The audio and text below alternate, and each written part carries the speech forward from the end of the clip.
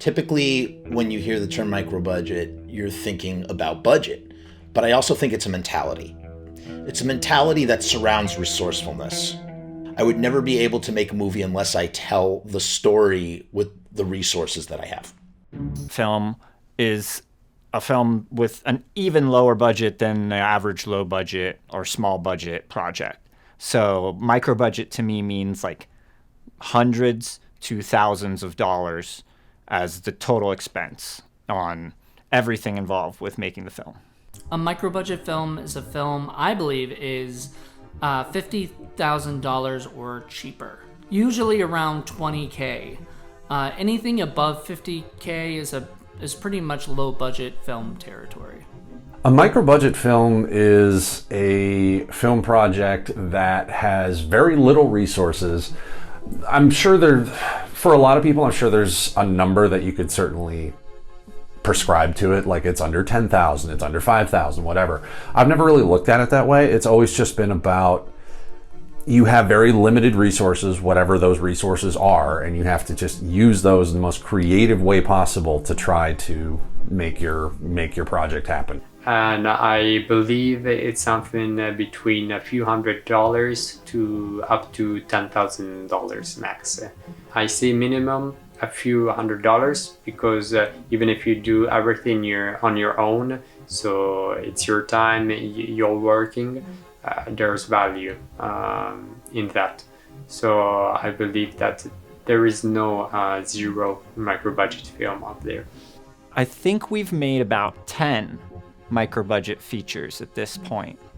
I think I'm starting to learn how, at least for documentaries, how these projects are done. Well, The Gray is the New Blonde is my only film I've ever done. It's a passion project, and most likely it will only be the only film I ever do. You say that now, you never know. I know, you never know. So far, I have made about 9 of them. Started with 2005, we start filming The Rapture, all the way to now that we're currently in post-production our current sci-fi action movie called Wulin, The Society. This is my first real venture into feature-length anything. And for it to be a documentary, I think it was appropriate because I think a lot of documentaries are made with no budget. They're just an idea at first. It's a challenge, but all the hard work that was done is truly rewarding once it's finally finished and it's on the big screen that we were so fortunate to have. But I believe micro-budget filmmaking is here to stay and will remain here. I've written and directed about 20 features, and I've shot and co-produced and worked on about 10 other features for other directors, plus a lot of anthology segments and shorts over the years. The main reason why I make micro-budget features, but I mean, other than the fact that I don't have money, would be that, you know, it's just a lot easier to to complete a project. You come up with a concept, you kind of get out there and get your interviews done, and then the rest is all done in the editing and post-production. And you'd be surprised how quickly you can kind of get projects finished. I think a lot of it has to do with just the way the market is right now. What you're able to do, because you could say you can make $100,000 movie or more.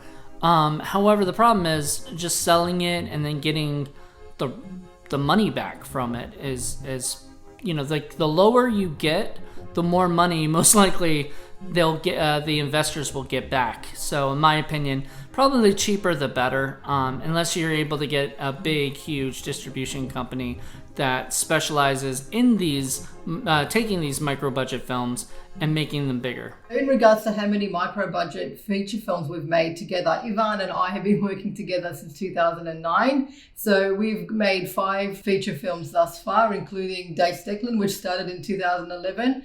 And then we've got Friends, Foes and Fireworks. It's shot in 24 hours. And then Incampore, which is our latest release. And then there are 2 that are in post-production currently, Cats of Malta, the documentary, and Machination, the COVID film that we shot through the pandemic. I've made 4 micro-budget features, and I have 2 that are currently in production. And then I've also put together a couple of anthologies. So, I don't know, 6, 7, depending on how you count it. Raising money is something I'm working on doing a better job of.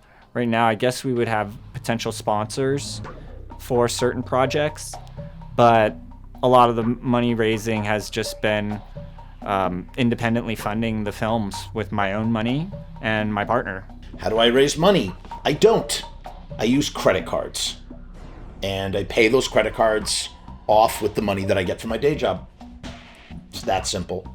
I think that's what makes micro-budget filmmaking so appealing to me personally. And that's exactly what I did when I made my film Romeo's Distress. I paid out of pocket. I was working as a waiter. And when I had enough money, I shot another day of the film. And that's the way it went for 18 months. I usually raise my money for all the different projects by saving them all the time. I do not have any credit cards, so I don't have to worry about spending money or tap out my credit cards. I did try to do some crowdfunding before. It was a pain in the butt to do, and because you had to constantly promoting and pushing out there, let people know that you're having this. The project we did, I did two times already for my own project, and did two for other people's project where I'm the executive producer. We did do, I will say, I did do a crowdfunding campaign early on. One of the good tips that you always need to know when you're doing crowdfunding is you got to make sure that you spend lots of time to promote and you technically speaking had to beg.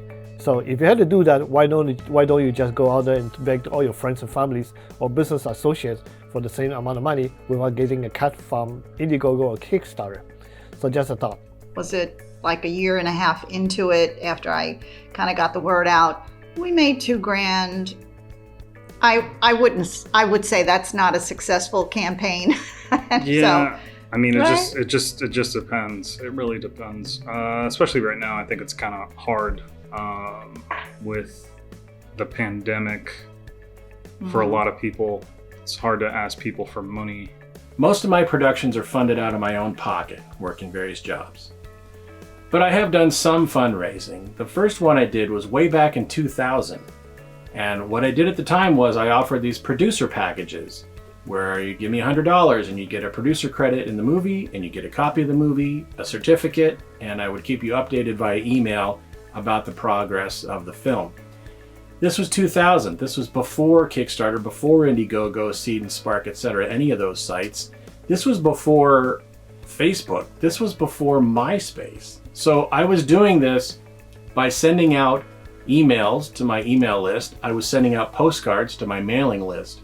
And that's about it. So it was an AOL, I think was the other thing at the time. I realize this is the dark ages, but I'm just saying that this model, I recognized the model when Kickstarter started up. I was like, hey, I did that back in 2000. Basically like, hey, let's raise some money by these different level packages. And, it worked okay. I've continued to do that. I haven't used the platforms myself because I just prefer to do it myself. I've developed over the years a mailing list, both an email list and a physical mailing list. And of course, I'm on social media. So the model I've moved to is I get a movie almost finished so that I'm sure that I'm going to get it finished soon and barring any sort of last minute snags. And then I run a pre-order campaign and I have levels ranging from just the movie to the movie plus artwork I might make, or the movie plus other movies from my catalog, original artwork, all kinds of weird stuff. And it's just a way to raise some money at the end of the process that I can use to backfill the money I spent making the movie, but also have funds to get the physical media created. So there's different ways to raise money for micro budgets, whether it's out of pocket, you ask your parents, you can ask your friends, you use credit cards, crowdfunding. There's multiple ways to do it, and I've used every single one of those. Fundraising is always the trickiest thing. A lot of times, because I've specifically used the word resources a bunch of times, and a lot of times that's because things that would normally cost money, you're able to get done either by calling in favors or because you know someone who knows someone, or you need equipment, you know someone who owns a camera, or you need a location, you know someone who owns a restaurant or whatever it is. So a lot of times when it comes to raising the money, it's not just about necessarily raising money in terms of pure capital. It's also just about raising the resources that normally would cost capital if you are able to get those in some other way. Now, as far as on a micro budget level, very frequently crowdfunding is certainly something that you can pull the trigger on, as long as you're not doing it too often, and as long as you deliver on the things that you say you can deliver on. Or also you can find people that are just kind of like-minded and like the idea. The difficult thing is with film, if you're trying to sell the film as an investment, that's a really tough road to go down. Because anybody who knows anything about what they're actually doing will know that more than likely the film will probably, lose money, or they can't necessarily expect a return on investment. There's a lot of other things that you can invest money into that more than likely would get you a return easier or sooner than a film would. So it really comes down to tapping into people's passions, man, and finding something that resonates with people that have resources and make them believe in you, and that you can deliver the things that you say you can deliver on. As we said in the last question, we don't actually raise money to make our films because we don't like to wait around for money to come to us, because it's a lengthy process to actually raise funds. And we make small micro budget indie films, so we self-fund. But when we have raised money, we have done so for our educational film Daughter, which was a film that I wrote and directed, which was back in 2015-16. And that was a educational film. So I had the council and everyone involved in my area where I was filming. And I managed to raise, I think we made that film for $17,000. I managed to raise $7,000 from grants, and then there was other crowdfunding campaigns that came in to give us the budget. Yeah, so it's we use crowdfunding as one means to raise some money when we need cash for our films, but also we'll just use our regular income. We'll save money and we'll use that money to actually put it into our films instead of spending money on household goods or cars. We spend money on films. Or having children. For our micro-budget features, we typically scrape together the budget ourselves. And the reason for that is we want to have complete creative freedom. And we know that we can make back roughly the amount of money that we spend on it. We've also done a number of Kickstarter campaigns and used other methodologies to raise a little bit of money. But we typically don't use just standard traditional investors for it. In a way, crowdfunding is like the ultimate form of democratizing the creation of content. If enough people want to see it, they're going to kick in their dollars to support the cause and help to get the project made. However, with all of the potential pitfalls that can occur during production, you run an additional risk of potentially not delivering what you said you were going to deliver, and you've basically monetized your audience before you've even turned out a project. I think the smartest crowdfunders shoot as much of the movie as they can before they actually do the crowdfunding, so that they can show that there's something tangible, show what they need to complete said film, and it's a lot more likely that that film is going to get delivered. I've also seen crowdfunding backfire, where the final product doesn't come out. It's ugly. It's demoralizing all around for those who funded the project, as well as those who poured their blood, sweat, and tears into the creation of said project. A lot of things can go wrong, and it can make crowdfunding incredibly risky. So for me personally, I think if you have the audience and you have the juice to command enough money via crowdsourcing campaign, by all means, go ahead and do it. But if there's even a monicum of an inkling within yourself, that you feel that you're not going to be able to complete the project, don't do it. Don't do it, because what you're going to do is you're going to end up with a pocket full of other people's money and a film that is never going to be complete. It is a terrible, terrible feeling. So with crowdfunding, we are open to crowdfunding. We have done it in the past, but we also know that it is a lot of work. And sometimes the amount of work they have to do to prep, to actually prepare a campaign and follow through on all the awards that you're going to offer. If you're just doing like a low budget film under 10,000, it might not be worth it. It could be better just to find another means to pay for that film, whether it's through your own funds or through your friends and your family. But crowdfunding, if you have the patience for it, it is worth it. So we are open to crowdfunding, and we're considering doing it again for another film that we want to do, which has a bit of a higher budget, heading towards 100,000. So we're considering doing a crowdfunding campaign to raise part of the budget for that film called To Hold the Moon. So what I want to say about crowdfunding is when we produced our film, my film that I wrote and directed, Daughter, under Nexus Production Group, and Ivan produced it, we didn't know much about crowdfunding. We didn't know much about producing, and we needed to raise 17,000 to make this film. It was a short film, micro budget, of course. So we didn't know at the time that crowdfunding could also bring an audience. And what I learned from making Daughter was that a lot of people were invested in the story, so they were willing to give. So I think that a tip we can give you, which we learned later on, like from just making Daughter, and then now we know that it's all about the audience and how much they're invested in the story and invested as you as a storyteller.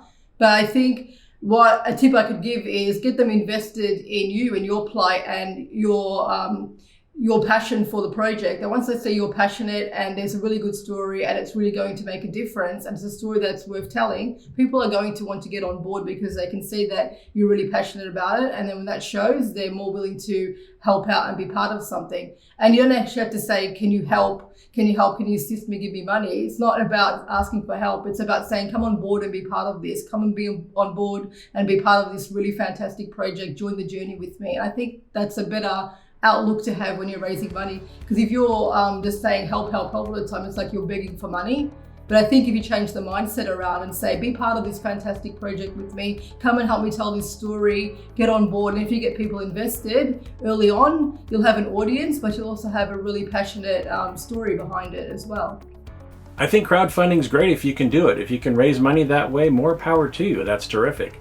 I worked on a project where I was a co-producer and director of photography on a project where we did a crowdfunding campaign and raised about 30 grand. But it was a lot of work, and I wasn't running the whole thing. I did a lot of graphics and a lot of promotion and different things, but there were 4 people working on it all the time, and it was a lot of work. And for me, I mentioned earlier my model where I get the movie almost done and then kind of raise some stuff just with pre-sales of it.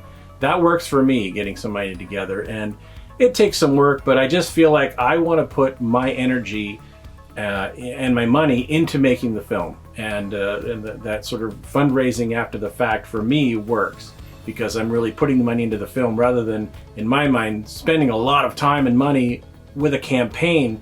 I'd be exhausted. I wouldn't have the energy to make the movie. That's just me. In my past, we've done some crowdfunding for other projects or concerts and those kind of things, and it was successful, but the only time I've had success with crowdfunding is when you have a subject that people are extremely passionate about. And then you can have a lot of success with raising awareness and just kind of communicating with that group to fund the project. If they can get behind the inspiration behind the project, then you're more likely to get some money for that project. We've done a number of crowdfunding campaigns, and I've even written a book on crowdfunding. Crowdfunding is really great, not just for raising money for the budget of the film, but for building an audience who are really engaged in the kind of the story of the film and the making of the film and rooting for it to be successful. And so, it's not really just about the money. If you're doing it just for the money, crowdfunding may or may not be the best method for you. But if you want to use it as a way to engage an audience and really interact with people and build a fan base, I think crowdfunding can be a great choice. And the more that you can use crowdfunding to actually engage those people, the better. So it's not just, don't think of it as, you pulling money from an audience. Think of it as these are the supporters. These are the people who are behind the movie, who when the movie comes out are going to be telling their friends about it because they're going to be proud to have their names in the thanks credits and to say that they contributed to making that film possible. So this is something that I talked about a lot in the sense of when I first started in pre-production of a movie project, I would start sending out press releases to the media, starting to get the buzz out about the project, post it all over the social media. But at the same time, understanding that I will have to make sure this project is going through.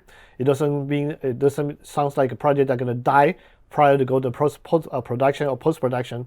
So while that's happening, I already starting to plan the next step of marketing in the sense of when we in production of the project. While we're filming the project, I will get all the footage or the behind the scene pictures and a little video here and there and share it out there to the social media so people know that there's something going on. We are actually make this happen. Once we have all the footage into the computer and start editing them, adding the color grading, color corrections, then we start releasing teaser, trailers, just to continue the buzz out there, make people know that we are still making a movie, and also sending a trailer to the sales agent, distributors to see whether they'll be interested to see the screener when they have the movie available. And that's a very good example currently with the project we're working on, Wuling the Society. It is currently in post-production, and we already have 2 sales agents and 2 distributors interested in it. Obviously, 2 of them, or the sales agent and distributor, are already people I work with. The other 2 are totally new, so I still had to figure out whether or not they are legit or whether or not they will make some money for me. So that part we're still working on. We'll see what happens. I have not used a PR firm to promote my stuff. I worked for 30 years in a marketing and communications office and have a degree in art and graphic design. So that's what I did for my job. So I create all my own materials. I design my DVD covers. I do my promotion. I do my website, posters, mailers, all kinds of stuff. I'm able to just do that in-house. Social media is sort of a given. I'm on Facebook and Twitter and Instagram. I'm on TikTok. I use Hootsuite to schedule Facebook, Twitter, and Instagram. TikTok videos are very creative. They take a little bit of time, but it's a fun emerging platform. And so, you see what works for you. I also do a blog. It seems old-fashioned, but I've been doing it for years. And here's the thing about the blog. Someone may search for something, werewolves, B-movie, bloody movie, whatever they might search for, right? My blog post is probably going to come up, whereas a Facebook post or an Instagram post is probably not. In fact, on things like Facebook and Twitter, you can't really go back a ways. I mean, my blog goes back years. If I wanted to find a post I did on Facebook from like 5 years ago, you can't just scroll forever. Eventually it just stops. And certainly that post is not going to come up in a search engine. But a blog post I did about a werewolf movie I did 10 years ago is going to come up when someone searches for werewolf movies. So for me, it's worth it to keep doing the blog. Even if I'm just repeating things on the blog that I have on other social media, it makes it searchable. And it's also a place I can always point people to. It's a place I can go grab photos from that are easily accessible and always going to be there. So that works for me. Screenings are another great thing. Obviously with COVID, things are shut down, but for years I would have a premiere and oftentimes additional screenings of my movies. There's independent theaters around that I could rent, the whole four-walling idea where you're renting the theater and then you're selling tickets, or you're splitting the box office with the theater or something like that. There was a theater pub nearby that actually had like a theater room upstairs that I could use for free. And they would make a bunch of money selling beer. I could show my movie for free upstairs, and I could sell DVDs to anybody who was interested. That was a great way to get the word out about my movies, a way to sell a few DVDs. I also got a lot of cast and crew members from that. They'd come to the screening, and then the next time there was a screening, they'd bring some friends, and the friends would be like, hey, I'd like to be in one of those. So that was a great thing. I don't make a lot of money on the screenings, usually the ones where I have to rent the theater. I've broken even almost every time. A couple of times I've lost some money, but for me, it's not making the money. It's having the movie on a big screen. It's having the title on a marquee. So you can take pictures of all of that. It goes on social media. It goes on my blog. It's all part of promotion for that movie, and also you as a filmmaker, and then other movies that may come after that. And also, I always have a table set up. I'm going to sell copies of that movie that's showing, as well as copies of everything else I have. So in promotion marketing, I basically put in mostly all the social media, Instagram, Facebook. Since I belong to over 500 user groups on Facebook, which are related to filmmaking, and about 20 to 100 of groups that's related to Cleveland or Ohio, or related to movie projects, or people who like to watch movies. So when I post stuff to all these groups, they actually now become a fan or followers or dislike, doesn't matter. But at least they know about my project. So this is how I get it out there. I also put a link in. I don't use TikTok that much, but started trying to do some trailer onto TikTok, gauging some interest. There is some interest, but not that much, so I'm not sure how to move forward.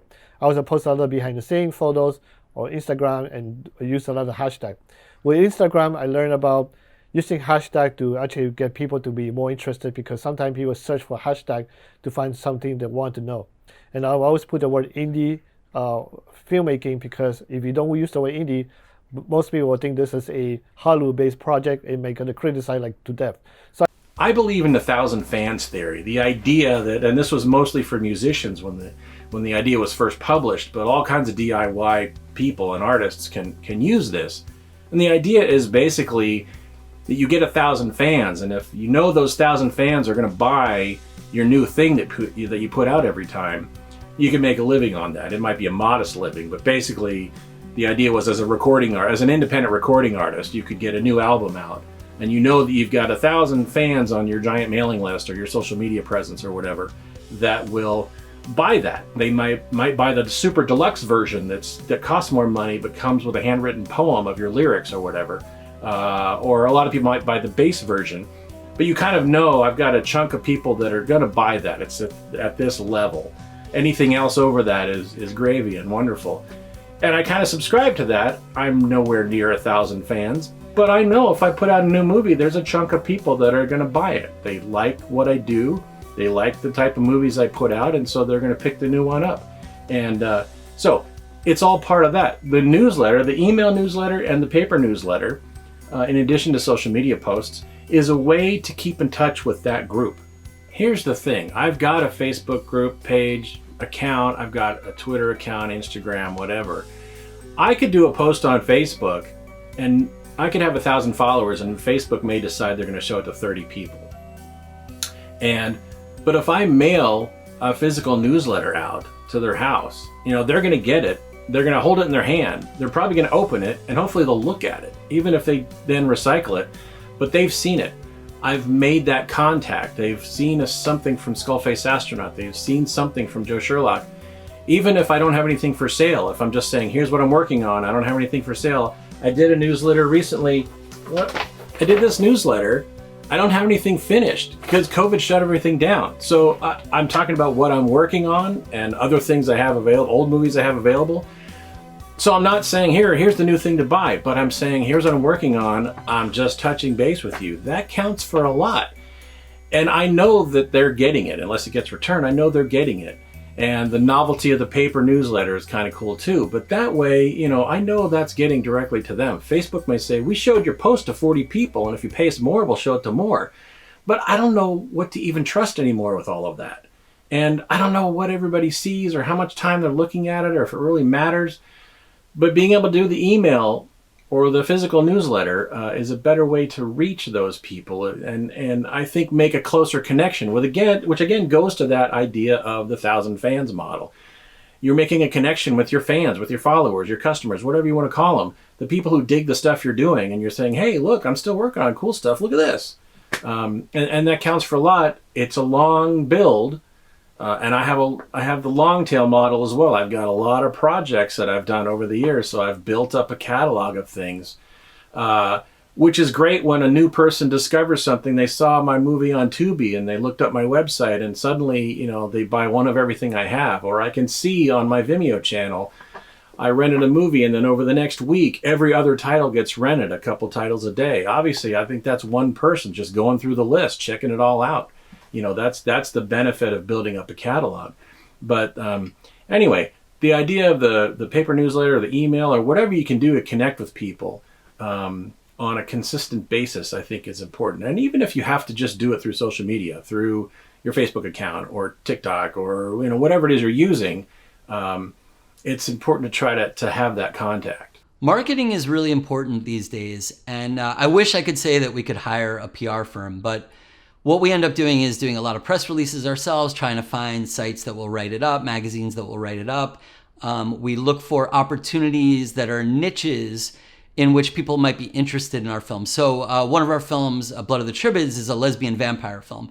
And so there are a lot of little fan groups and clubs and people who are interested in the history of that type of film. And so we make sure that we engage with those people. We make sure that we're included on like the Wikipedia page for that genre. We do a lot of those kinds of things. And we do those all by ourselves. It would be great if we could afford to pay people for that. We've tried to do advertising and use some of the kind of more traditional methods for promotion. And I would say that we haven't had a great deal of luck with that. I think you really need to know how to target everything in order for that to work. But I would say the best approach for a small film is to try to find the audience, bring it to the audience who might be interested in it. Film festivals are, I used to think that it was all about accruing accolades and awards for validation. But what I've found is that when I go to film festivals and I put myself out there, I end up connecting with all sorts of people. So in reality, film festivals, whether you have a movie at a film festival or not, you're going to get a valuable... Here's the thing about film festivals too. I have to ask myself, what is my goal going to this film festival? And for me, you know, if I'm trying to cultivate a brand, and that brand being me as a filmmaker, then I need to go to film festivals and meet people. And that's how people will know who I am. Even better if I bring a movie to the film festival, meaning that I, submit and I get in and I'm selected. It's really hard to four-wall a film these days. It costs a lot of money. The cheapest way to four-wall a film is to submit it to a film festival. You can essentially screen your film in a movie theater for the price of a film festival submission, which could be $50. And when you compare $50 to however much it costs to four-wall a movie theater and try to pack butts into the seats, it becomes a no-brainer. And then it becomes about promoting your screening and how can I promote my screening. And a great incentive to put butts in seats is free food. And so, for instance, I had a morning slot at a film festival. It was not an ideal slot, but it was like an opening morning slot. So I promoted my screening as a blood feast breakfast. No, what is it? It was blood breakfast. So I took the name Blood Feast, like the movie. I took the title of Blood Feast, like the movie, and I put break in between the feast. So it was Blood Break Feast. And gave out free coffee and donuts. And the festival promoter liked the idea so much they actually footed the bill for the coffee and the donuts. So I didn't even have to go out of pocket on coffee and donuts. And you know what? We had a whole bunch of seats filled because we had coffee and donuts. And I met a lot of people at that screening, people that I still speak to today, people that I, do YouTube shows. They come on my YouTube channel, My only thoughts on film festivals is that I love going to them, but so far I have yet to have a film in a film festival. So as far as festivals go, I think they have their place. They were not so important to me. What I found is that if you want to submit and be taken seriously by one of the leading film festivals, you cannot have shown your film anywhere, because most of the really good festivals, they want it to be the premiere there at their festival. Okay, so what I did with festivals is I knew I wanted Laurels. So I entered a few small ones right here in Los Angeles, and I got my Laurels. I did not try for the bigger ones. I did submit to a few others, but they are expensive. They're like $75, $85, $95 every time you submit. I don't even know the bigger ones like Tribeca or South by Southwest or Sundance. I have a feeling they're more expensive. And that adds up. You go to 10 festivals. You submit to 10 festivals. That's $1,000 or close to. If that or more. Close to that, right. And I was like, the most important thing for me to do is to get that film to my followers. So I didn't care much about the festivals because they were kind of standing in my way if I wanted to get my film and do the festival, I couldn't. I had to choose. Either don't show your film and get it to the festivals, or don't do your festivals and get it to your followers. I chose get it to your followers. And so while I do see the value of a festival, especially for someone like Dave, who is building a career as a filmmaker, and he would want to establish relationships, have people know who he is, start to present himself as a legitimate filmmaker and say, here I am, here are my skills, here's my work. Whereas for me, I didn't have a need for any of that. I had a need to get it in front of my followers. So that's what I think about festivals. I have been in a few film festivals, but really for my type of movies, low budget B horror movies, they really don't do anything. I go to a convention every year in Seattle, Crypticon Seattle horror convention. They have a film festival. I've been very lucky to have, I think, 7 of my movies premiere in that film festival. And I've been in a few other things, but really for my stuff, it doesn't matter. I'm not going to have a distributor swoop into some B horror bucket of blood film festival and say, oh, I want to buy all your movies. It just doesn't happen at this level, in this type of genre, in my experience. And for me personally, a bunch of film festival laurels, especially on a horror movie, have never really done it for me in terms of like, oh, I need to see that. Because frankly, I've entered tons of film festivals, and some I get in and some I don't. I've seen plenty of films that have a bunch of laurels that have gotten to festivals that are terrible, frankly. Some of them are great, some of them are terrible. So given that, it's like, well, I personally can't always rely on, we were in these 10 film festivals as a reason to watch the movie, because I've been burned. I've watched stuff like, how did that get in all those festivals? I've been to a few film festivals before, been accepted, been denied, declined. I've won awards at film festivals. For me, I don't prefer them. I don't know if I'm a fan. They're not for me. I rather go to comic conventions or horror conventions or any type of expos where you're kind of face to face with an audience, and if you have a table, a booth with posters and DVDs and people walk by and they're interested, then that's who your audience is. For me, film festivals, as far as the in-person ones, it just feels like filmmakers and their families that are in the audience, and I don't know if that's who you're trying to market to, but for me it just didn't work. Film festivals, I think, are absolutely vital. It's harder in a COVID era to really get the same networking opportunities that you would get when you can actually meet and talk to people in person. That doesn't mean that you should not submit your film to places that you can't get personally. Like, it doesn't mean, say, if you live in America, it doesn't mean you shouldn't submit your film to an English film festival if that film festival is a good fit for your content, just because you don't think you'll be able to travel there. Now, there's something to be said about being in the room with the people that are watching your film and being able to talk to them beforehand, being able to talk to them afterwards, passing out business cards and kind of judging the energy of that room as your film is being watched. That's invaluable, and that's very difficult to do from a watch at home type of film festival environment that's become a lot more frequent during, obviously, the COVID era. However, you got to use whatever tools you have in that moment, and if that's what you got in the moment, then utilize it as best you can. I've had a friend of mine who had a super low budget short. I think it was just her, and I think they filmed it with 3 people. They had an interesting location. They had some good visuals. Submitted it everywhere, and it got so many different accolades from these different festivals, and those are another way. Like, it doesn't matter if someone hasn't heard of the festival before. If you say it won Best Picture at such and such festival, that means something, even if they don't know what that festival is. Some festivals mean more than others, and you want to make sure that where you're submitting is legitimate, not just a money-grubbing scam, because those exist as well.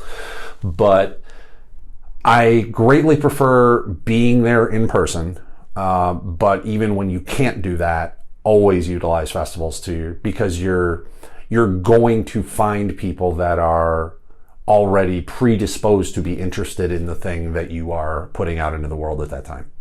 Almost like distributors, a love-hate relationship with them. And we ran one for 9 years in Australia. We did. These days, I feel only the top tier festivals actually matter. So coming from making lots of short films in the past, we have been in many film festivals, won awards, got so many laurels on our posters that slap on. But we've never made any one of those major festivals like Sundance, South by Southwest, TIFF, and I still have dreams of making a festival like that one day. So festivals do matter as long as it's the right festival. So first tier festivals and maybe even second tier festivals, and probably specific niche festivals. That could be a way to find your audience for your film. Say you have a horror film, so you'll look up the top 10 horror festivals in the world and enter those. So it depends on the festival is my answer in short.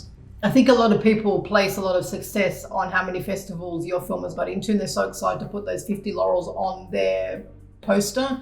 But a lot of people don't understand that for us, our success is making money from our films. We don't care if we have 5 laurels on there, because to us, audience and selling is more focused on business these days. It becomes a much more complicated debate in this COVID era now, where festivals have moved online.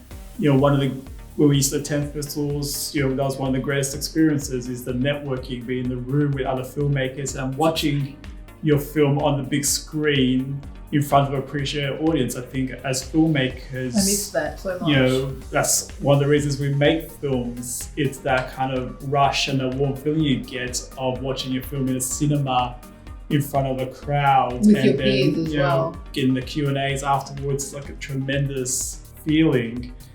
And with that gone currently, our festival's still worth it. So, and then you got the issue of it's a difficult piracy as question. well. Like a lot of people say, is it safe to have your film online in front of all those people when those people could be buying your film instead of watching it for free through a festival? So it comes down to exposure versus cash, I think. And it's also like, it's a debate we're having with ourselves at the moment with our documentary Cats on Malta. They'll be finished in a couple of months. Do we try for the festivals first? You know, do we sit on the film for 6 to 12 months and see if we can hit one of these major festivals, or do we just do the marketing ourselves and release it, get it out there in Malta, and then get it out there on, say, Film Hub or with a distributor, and try to find that audience immediately? So it's the long road versus the instant gratification. And me and Sarah have been debating that for a while now on what direction to take. We need to make a decision quickly, but yeah, we're building the Maltese audience, but we don't know if it's enough to actually sell the film through that audience and have a local screening. So I love seeing my film on the big screen. It's something that I love. Maybe it's my ego, but I just like seeing the film, and I like being in a room watching films that you've made with other people, because you get the reactions, you get the feeling for the film. And for me, putting it online is very strange because I'm very old school. Like, I like getting dressed up and going to the theater. I like making an event of going to the movies, which I haven't done in a long time now. But yeah, for me, it's a mixed feeling as well. I don't know what to do. And I find it strange actually watching it online. I've gotten used to watching films online now, but like I said, it's still strange for me. So post-COVID, I don't know, let's see what happens. Film festivals have played a pretty big role in our whole pipeline for our films. So typically we premiere at genre fests and we travel around the country and kind of get a sense of how our films are doing by how they do at festivals. And we've met some amazing people at festivals. So many opportunities that we've had, so many collaborations that we've had have come from meeting people at festivals. I think, again, there are a lot of people who complain about festivals because they have the idea that things are like some kind of fantasy world where they're going to bring their film to a festival. Somebody's going to come and offer them a ton of money for their film. And that's really the purpose of it. But in fact, that's only true for very, very few festivals, maybe like the top tier of festivals. For the kind of mid-tier or the secondary or the specialization festivals, the genre festivals, it's really more about engaging with people, other creators, with audience who are going to help kind of bolster your career and promote your film later. I think, it's easy to get sucked into the kind of scammy festivals or festivals that aren't as dedicated to really promoting films. So it's important to talk to other filmmakers and to find out what festivals they've been to, they've actually attended, and what their experiences were like there. Because you really want to know about what that experience is, because the engagement on the ground is the most important thing. And that's been really difficult this year with COVID, because all the festivals have moved into a virtual environment. And it's not really as easy to be sitting in a bar talking for hours with somebody in a virtual environment. So some fests have done a great job of creating that engagement, doing a lot of kind of Zoom interaction or even virtual environments where people talk. But I don't think it's quite panned out to be the same as the in-person fests. For me, film festival is a bonus. If you win something, you get to the film festival, they are good bonus to be able to have your laurel and your information out there. So people know that this is a award-winning film, or this is a film that got to tons of different festivals and people liking it. And for distributor-wise, they love to hear that, just because they say that means that this movie had potential to go further, just because everybody likes it, every film festival has been seeing it or accepting it, and so on and so on. It really doesn't matter small or big festivals, but you have to make sure that you pick out the right one. And also make sure to pick out the one that actually relate to your project. And you don't send a horror feature film or short film to a drama festivals. That will not work. When I make my movies, I usually don't think about film festival, but I think about the end result. I want to make a feature film to have it out there to be distributed. I want to make a short film to be out there for people to see. If I get to film festival, that's an extra bonus for me. So this is how my mentality works, and so how I move forward for that.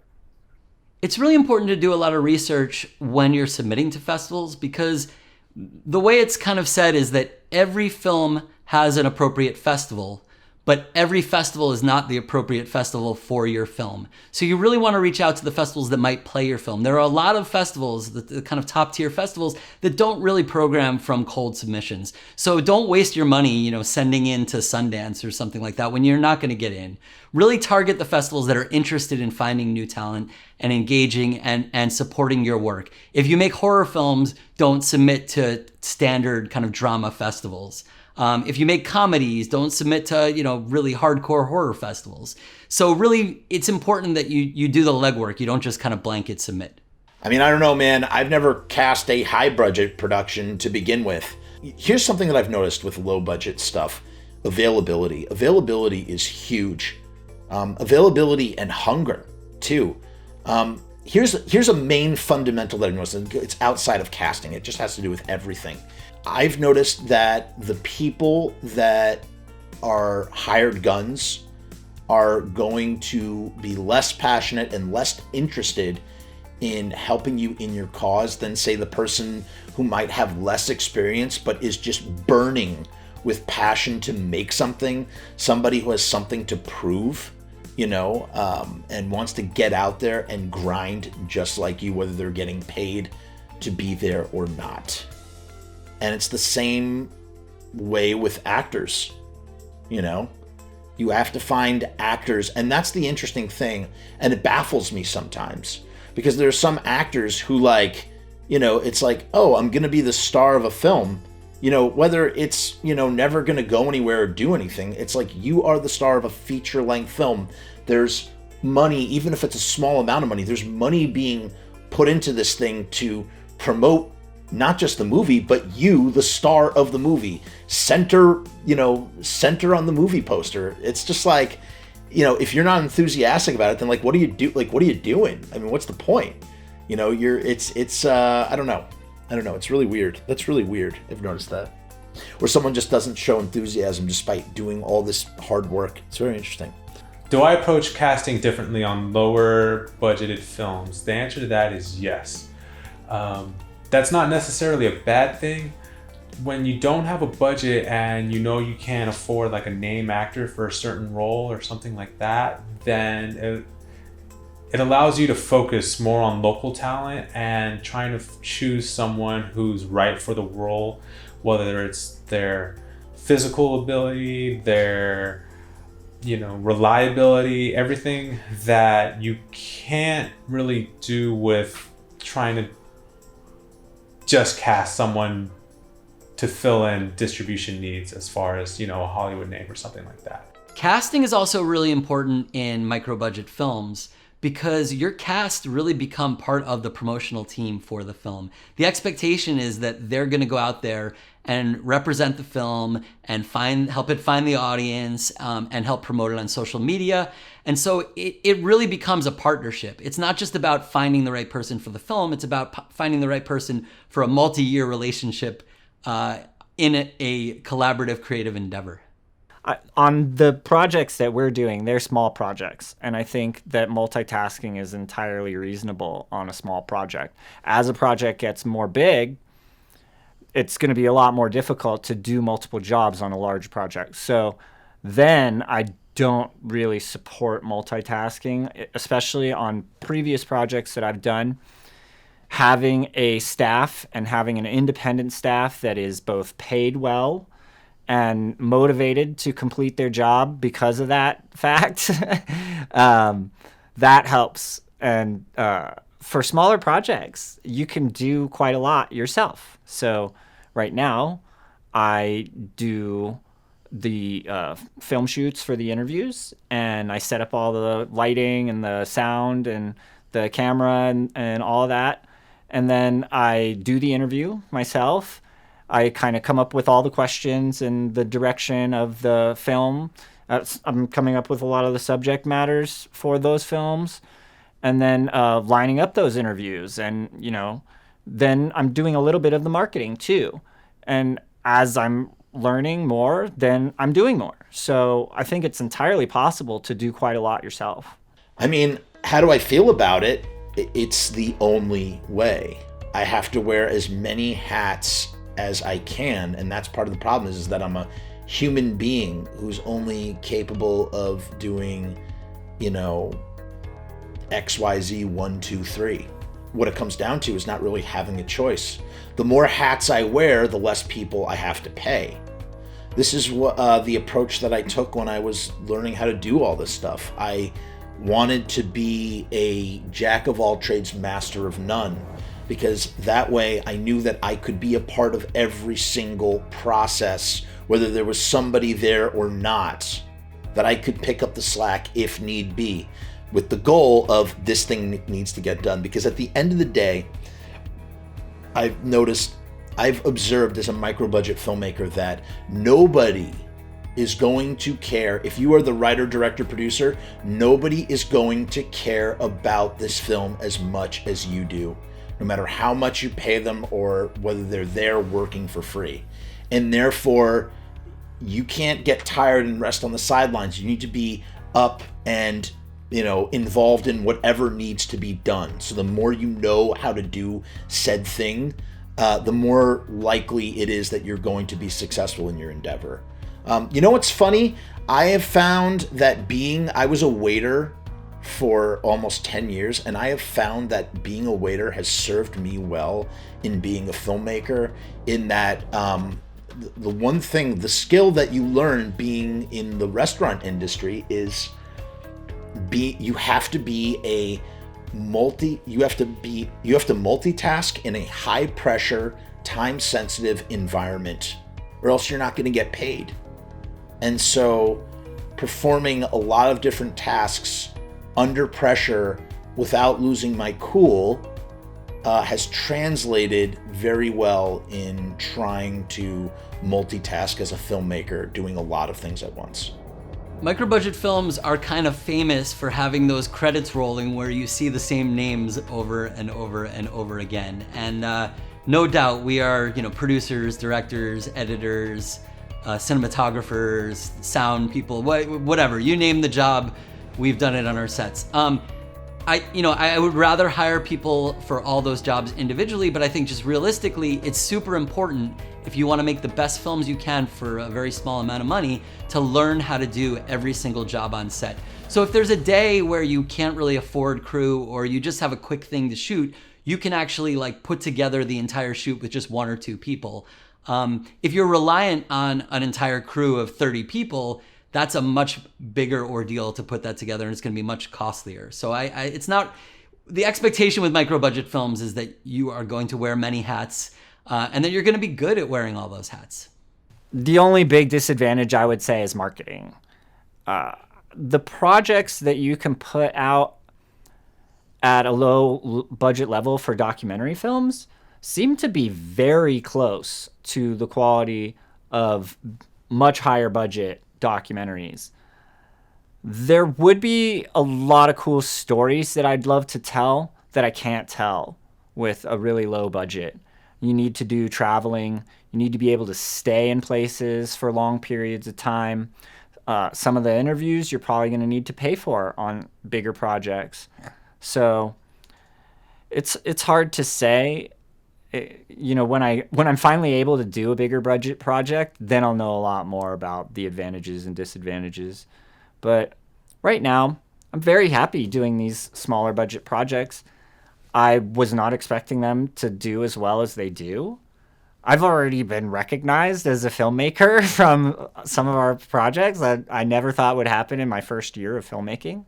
So that's all wonderful stuff. I think for me, I'm very fortunate to have met the people that I met and to be working on the projects that I'm working on and to have kind of like taken a huge jump over a lot of the other people who have dedicated their life to this from an earlier age, who went to school, who, really tried to do this and haven't had the success that I'm having. So I just feel very fortunate, and I'm looking forward to our projects doing bigger and better things. And I just love storytelling. I just love it. By doing a micro or no budget film, you always have to think outside the box just because money is limited, so you find a way to make it work. So that could be an advantage and could be a disadvantage. Obviously, we know that the more money you have, the more chance you can make a bigger, higher production value production film.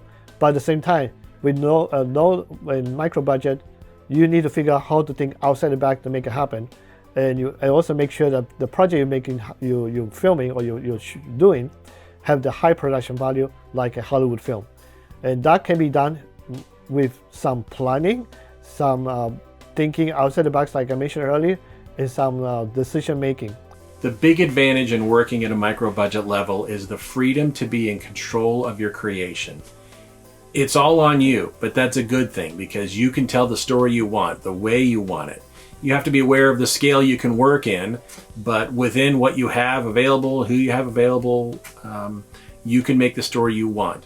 And you don't have a producer or somebody else who's like, well, I'm giving you the money for this, so I want you to put my daughter in that role instead of this other person. Or I don't like that person, take them out of the movie. Or I don't like that story, change that part. Change the ending, I don't like it. Or I always wanted to have this in a movie, so put it in there even though it doesn't fit. I don't have to deal with any of that stuff because I'm the one making the movie. I'm the one in control of it. It's a trade-off for less money, but I prefer that because I like the creative control. And that is the disadvantage, is money. The disadvantage is a lot of times if you have a problem, you can make it go away if you can throw money at it. If there's a problem, well, throw money at it, buy a new piece of equipment, rent that space that we need, pay that person to do the thing we need. Problems could be, a lot of problems can be solved with money. And if you don't have money, you've got to deal with it either in a creative way. How do we work around this? How do we change it to make it work? How do we scale down, make it smaller? How do we change it to something else because we can't do this, etc. So that's the disadvantage, is you have to be creative, and it's harder to solve problems, and you don't have as many options to solve problems because you don't have a big chunk of money to throw at it. The main advantage is you're able to have freedom. You don't have to really answer to a bunch of like studio heads or executives. It's kind of your baby and you're working creatively with people you want to work with.